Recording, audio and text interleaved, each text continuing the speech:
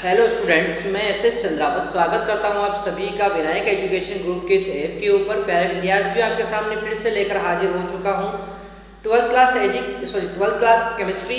और 12th class chemistry के अंदर अपन चर्चा करते हैं लेसन 16 त्रिविम रसायन से संबंधित, स्टीरियो केमिस्ट्री से संबंधित। प्यारे विद्यार्थियों, आपके इस चर्चा में मैं आप लोगों के लिए बहुत ही महत्वपूर्ण टॉपिक लेकर हाजिर हुआ हूं और वो है आपका सरूपण समवायवता। मैंने आपको बताया था त्रिविम समवायवता मुख्यतः दो प्रकार की होती है आपकी। एक तो होती है आपकी विन्यासी समवायवता और एक होती है सरूपण समवायवता। विन्यासी समवायवता के दो प्रकार अर्थात ज्यामितीय समवायवता और प्रकाशिक समवायवता मैं आपको बता चुका हूँ। और अब अपन बात कर रहे हैं यहाँ पर त्रिविम समवायवता के दूसरे प्रकार सरूपण समवायवता के बारे में। प्यारे विद्यार्थियों, सरूपण समवायवता के बारे में बात करें तो ये समवायवता किसी भी यौगिक में एकल बंध के कारण पाई जाती है। अब देखो, एकल बंध के कारण क्यों पाई जाती है, इसका कारण है क्योंकि जैसे मैं बात करूं कि कार्बन कार्बन के मध्य क्या है, एकल बंध है। और यहां से मान लेते हैं इससे भी कोई 3 समूह जुड़े हुए हैं, इससे भी कोई 3 समूह यहाँ पर जुड़े हुए हैं। ठीक है, अब क्या होता है कि इन कार्बन कार्बन के मध्य जो ये एकल बंध है ना, इस एकल बंध के सापेक्ष ये जो समूह है वो इस प्रकार से घूम जाते हैं। यानी कि ये जो दोनों कार्बन पर जुड़े हुए जो ये समूह है ना, इस समूहों की त्रिविम में व्यवस्थाएं अलग अलग हो जाती है। इस कार्बन कार्बन एकल बंध के घूम जाने के कारण, मुक्त घूर्णन हो जाने के कारण क्या होता है कि यहाँ पर ये जो समूह यहाँ पर जुड़े हुए हैं दोनों कार्बन पर, इन दोनों कार्बनों पर जो विन्यास होता है ना, त्रिविम व्यवस्था जो होती है वो अलग अलग प्राप्त हो जाती है। ठीक है ना। जैसे मैं एक सिंपल सा उदाहरण आपको यहाँ पर दूं तो देखो, वो सिंपल सा बात है यहाँ पर कि मान लेते हैं ये सिंगल बॉन्ड है, एकल बंध है। ये एकल बंध इस प्रकार से है। अब देखो, जहां पर ये इस प्रकार से जहां पर ये टच कर रहा है या मेरे हथेली के ऊपर, मान लेते हैं वहां पर कार्बन है और प्रत्येक कार्बन से 3-3 समूह जुड़े हुए हैं। इस प्रकार से ये 3 समूह हो गए। ठीक है, यही संरचना बना दी मैंने आप लोगों की यहाँ पर 3D में। अब देखो आप लोग, इसमें क्या होगा, ये एकल बंध है ना बीच में, तो इसके क्या होगा, मुक्त घूर्णन के कारण क्या होगा, देखो व्यवस्था कैसे प्राप्त होगी। एक व्यवस्था तो ये हो गई, दूसरी थोड़ी सी घुमा दिया अपन ने, एक व्यवस्था ये हो गई, और घुमा दिया और घुमा दिया और घुमा दिया, इस प्रकार से। तो लगातार आपको विभिन्न प्रकार की व्यवस्थाएं यहाँ पर देखने को मिलेगी। किसमें, त्रिविम में। तो इन्हीं व्यवस्थाओं को अपन क्या बोलते हैं, सरूपण समवायवी कहते हैं। और इस गुण को क्या बोलते हैं, सरूपण समवायवता कहते हैं। एक सिंपल सी तरीके से मैंने आपको समझाने का यहाँ पर प्रयास किया है। एक बार मैं फिर यहाँ पर देख रहा हूँ, क्या है कि एकल बंध के मुक्त घूर्णन के परिणाम स्वरूप परमाणुओं की विभिन्न त्रिविमीय व्यवस्थाएं प्राप्त होती है। एकल बंध के मुक्त घूर्णन के परिणाम स्वरूप इस प्रकार से एकल बंध घूम जाएगा यहाँ पर, और उस एकल बंध के मुक्त घूर्णन के परिणाम स्वरूप आपको क्या प्राप्त होगी, त्रिविम में अलग अलग व्यवस्थाएं प्राप्त होगी। और इन्हें ये जो व्यवस्थाएं होती है ये एक दूसरे में आसानी से रूपांतरित हो जाती है, इसलिए इन्हें अपन क्या बोलेंगे, सरूपण समवायवी कहेंगे। और इस गुण को सरूपण समवायवता कहते हैं। तो एक सामान्य सी बात मैंने यहाँ पर आप लोगों को बता दी है कि सरूपण समवायवता वास्तव में होती क्या है। तो मैंने आपको क्या बताया कि एकल बंध के मुक्त घूर्णन के कारण, एकल बंध के मुक्त घूर्णन के कारण परमाणुओं की विभिन्न त्रिविमीय व्यवस्थाएं प्राप्त होती है और ये व्यवस्थाएं आसानी से एक दूसरे में रूपांतरित हो जाती है। इन्हें अपन सरूपण समवायवी कहते हैं और इस गुण को सरूपण समवायवता कहते हैं। तो यहाँ तक की बात आपको बिल्कुल समझ में आ गई होगी। ठीक है, अब बात करते हैं कि जब ये आसानी से एक दूसरे में बदल जाते हैं, कमरे के तापमान पर एक दूसरे में बदल जाते हैं, तो उस कंडीशन में इन्हें वियोजित नहीं किया जा सकता है। यानी कि ये जो सरूपण समवायवी यहाँ पर बन चुके हैं, इन्हें अपन अलग नहीं कर पाएंगे। क्यों नहीं कर पाएंगे अलग अपन, क्योंकि यहाँ पर ये कमरे के तापमान पर ही एक दूसरे में बदल रहे हैं। ठीक है, जब एक दूसरे में लगातार बदलते रहेंगे तो जैसे आप लोग अलग करने का प्रयास करोगे वो दूसरे रूप में बदल जाएगा। तो इस प्रकार से क्या होता है कि इन्हें परस्पर वियोजित नहीं किया जा सकता, क्योंकि ये कमरे के तापमान पर कार्बन कार्बन सिग्मा बंध का मुक्त घूर्णन लगातार होता रहता है, अपने आप होता रहता है, इसीलिए अपन इनको अलग नहीं कर पाते। ठीक है, आगे बात करते हैं अपन यहाँ पर। तो देखो, ये जो समवायवता होती है सरूपण समवायवता, यहाँ समवायवता किसके कारण हुई है, सिग्मा बंध के घूर्णन के कारण हुई है, इसीलिए इसे घूर्णन या चक्रण समवायवता भी कहा जाता है। तो आप लोग ये बात ध्यान रखेंगे, सरूपण समावता का ही दूसरा नाम क्या होता है? घूर्णन समावता होता है, या इसी को अपन चक्रण समावता भी कहते हैं। तो आप लोगों को मैंने क्या बताया कि सरूपण समावता का दूसरा नाम हो गया घूर्णन या चक्रण समावता। क्यों कहा जाता है? क्योंकि ये समावता किस कारण हुई है? सिग्मा बंध के घूर्णन के कारण हुई है। ठीक है, तो ये तो बात हुई यहाँ पर कि सरूपण समावता किस प्रकार से कोई भी यौगिक प्रदर्शित करेगा। तो ध्यान रखें, केवल वही यौगिक इसे प्रदर्शित करेंगे जिनमें एकल बंध पाया जाएगा, वो यौगिक इसको प्रदर्शित करते हैं। जिनके अंदर द्विबंध या त्रिबंध पाया जाएगा वो इसे प्रदर्शित नहीं करते हैं। ठीक है ना? तो इस प्रकार से ये थी आपकी सरूपण समावता। अब बात करते हैं अपन को 12th क्लास के अंदर केवल एक यौगिक के अंदर सरूपण समावता पढ़नी है, और वो यौगिक कौन सा है? एथेन। तो आपको केवल यहाँ पर एथेन में सरूपण समावता का अध्ययन करना है, केवल और केवल एथेन के बारे में अपन यहाँ पर बात करेंगे।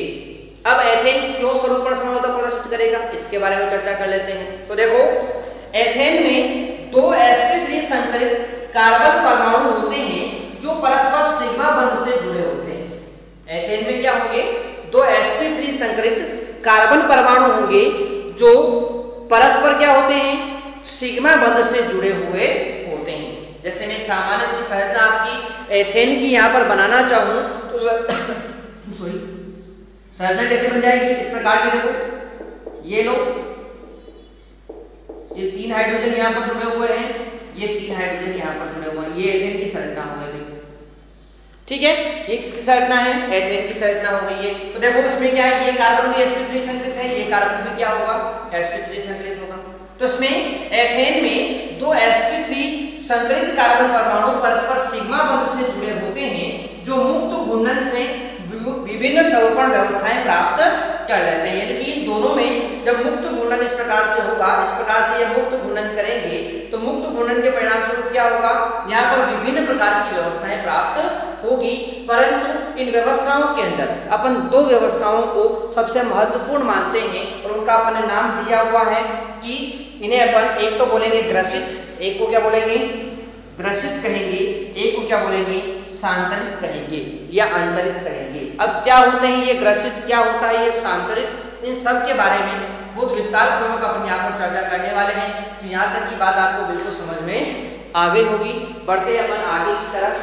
ठीक है, कि सर इसके बाद क्या टॉपिक अपने यहाँ पर आने वाला है, उसके बारे में अपन यहाँ पर चर्चा कर लेते हैं। तो ध्यानपूर्वक आप लोग देखिए इस चीज को।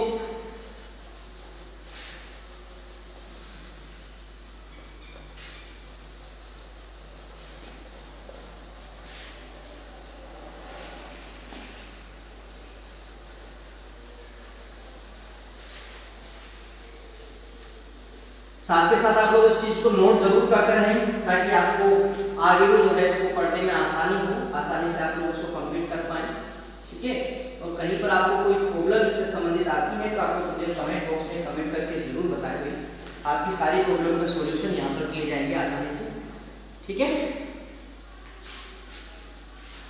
तो इस प्रकार से अपन ने सरूपण समावता के बारे में सामान्य से जानकारी प्राप्त कर ली है। अब अपन एथेन के बारे में बात करेंगे कि एथेन में किस प्रकार से सरूपण समावता प्रदर्शित होगी। देखो, किसी भी अणु के विभिन्न सरूपण समावयवियों को प्रदर्शित करने की 2 शैलियां होती है, 2 तरीके होते हैं। आप लोगों को पता होना चाहिए कि कोई भी यौगिक जो होता है, कोई भी सरूपण समावयवी जो होता है, उस सरूपण समावयवी को प्रदर्शित करने के लिए 2 वैज्ञानिक हुए हैं। एक का नाम था न्यूमान और एक का नाम था सोहर्स। इन्होंने अपने अपने हिसाब से इन 3D या इन त्रिविमीय व्यवस्थाओं को, इन सरूपण समावयवियों को किस प्रकार से व्यवस्थित किया जाए, इसको प्रदर्शित करने के तरीके बताए हैं, और इन्हीं के बारे में हम बात करेंगे। तो देखो, किसी भी अणु की विभिन्न सरूपण समावयवियों को प्रदर्शित करने की 2 शैलियां होती है। पहली न्यूमान प्रक्षेपण है और दूसरी सोहर्स प्रक्षेपण है। अब क्या होती है चीजें, इनके बारे में चर्चा कर लेते हैं। पहले बात करूंगा मैं न्यूमान प्रक्षेपण के बारे में। तो देखो प्यारे विद्यार्थियों, इसमें एथेन अणु को कार्बन कार्बन अक्ष के प्रति इस प्रकार से देखा जाता है कि सामने वाला एक कार्बन पीछे स्थित दूसरे कार्बन को पूरी तरह से ढक लेता है और आगे वाले कार्बन के शेष 3 सिग्मा बंध उसके केंद्र से निकलकर परस्पर 120 डिग्री पर दिखाई देते हैं, जबकि पीछे के कार्बन का केंद्र छिपा हुआ होने से वृत्त की परिधि के बाहर परस्पर 120 डिग्री पर निकलते हुए दिखाई देते हैं। यानी यहाँ पर व्यवस्था कुछ इस प्रकार की होती है, आप लोग ध्यान से देखेंगे। जैसे मैं एथेन के अणु की बात करूं यहाँ पर, तो इसको इस प्रकार से देखा जाता है। अब आप लोग देखो यहाँ पर कि जब इसको इस प्रकार से आप लोग देखेंगे तो ये जो आपका कार्बन है, ये वाला कार्बन तो आपको स्पष्ट दिखाई दे रहा है, परंतु ये जो पीछे वाला कार्बन है ना, ये इस आगे वाले कार्बन की क्या हो जाएगा, पीछे छिप जाएगा पूरी तरह से, ठीक है ना। तो इसके हाइड्रोजन जो होंगे, तीनों हाइड्रोजन, वो तो आपको स्पष्ट दिखाई देंगे, परंतु तो पीछे वाले के तीनों हाइड्रोजन जो होते हैं वो परिधि से बाहर निकलते हुए दिखाई देते हैं, ठीक है ना। जैसे मैं बात करूं यहाँ पर इसके बारे में, तो इस चीज को आप लोग देखो यहाँ पर, जैसे यहाँ पर जो कार्बन है वो 2 कार्बन है। कितने कार्बन है? 2। ये जो है जो आपको आगे दिख रहा है ना, ये वाला, ये कार्बन तो है आपके बिल्कुल सामने वाला, यानी इस कंडीशन में है। तो ये जो आपको कार्बन दिख रहा है बिल्कुल सामने, जो जहां से आप लोग देखना चाह रहे हो, वो सामने वाला कार्बन तो इस बिंदु के रूप में प्रदर्शित किया, जिससे निकलने वाले 3 हाइड्रोजनों को आपने इस प्रकार से बिल्कुल ठोस रेखाओं के रूप में प्रदर्शित कर दिया। और जो पीछे वाला कार्बन है उसका केंद्र तो छिपा हुआ है, यानी उसका केंद्र तो क्या हुआ है, पीछे की तरफ छिपा हुआ है, इसके पीछे की तरफ है वो, क्योंकि अपन 3D में देख रहे हैं यहाँ पर, ठीक है। पीछे की तरफ होने के कारण वो आपको दिखाई नहीं देगा, तो फिर उसके 3 हाइड्रोजन दिखाएंगे कैसे, तो इस प्रकार से डैश डैश लाइन के रूप में परिधि से बाहर निकलते हुए आपको दिखाना पड़ेगा। तो इस प्रकार से न्यूमान प्रक्षेपण के बारे में आपको बताया गया है कि इसमें एथेन के अणु को कार्बन कार्बन अक्ष के प्रति इस प्रकार से देखा जाता है कि सामने वाला एक कार्बन जो होगा वो पीछे स्थित दूसरे कार्बन को पूरी तरह से ढक लेगा और आगे वाले के कार्बन के शीर्ष 3 सिग्मा बंध उसके केंद्र से निकलकर परस्पर 120 डिग्री पर दिखाई देते हैं, जबकि पीछे वाले के जो केंद्र होगा वो तो छिपा हुआ होने के कारण वृत्त की परिधि से बाहर की तरफ 3 हाइड्रोजन निकलते हुए दिखाई देते हैं, वो भी 120 डिग्री पर होते हैं। अब बात करते हैं कि जब एथेन में अग्र कार्बन के 3 हाइड्रोजन परमाणु पश्च कार्बन के 3 हाइड्रोजन परमाणुओं को पूरी तरह से ढक लेते हैं, तो ऐसा स्वरूप ग्रसित स्वरूप कहलाता है। और जब यदि अग्र कार्बन के तीनों हाइड्रोजन परमाणु के बिल्कुल मध्यवर्ती क्षेत्रों में बीच वाले कार्बन या पश्च कार्बन के हाइड्रोजन परमाणु दिखाई देते हैं, तो उसे अपन सांतरित स्वरूप कहते हैं। जैसे कि ये देखो आप लोग इस चीज को अपन देख रहे हैं, तो देखो इस वाले हाइड्रोजन के सामने ये वाला हाइड्रोजन है, इस वाले के सामने ये वाला हाइड्रोजन है, इस वाले के सामने ये वाला हाइड्रोजन है। तो इस कंडीशन में अपन क्या बोलेंगे कि ये ग्रसित स्वरूप है। कौन सा स्वरूप है?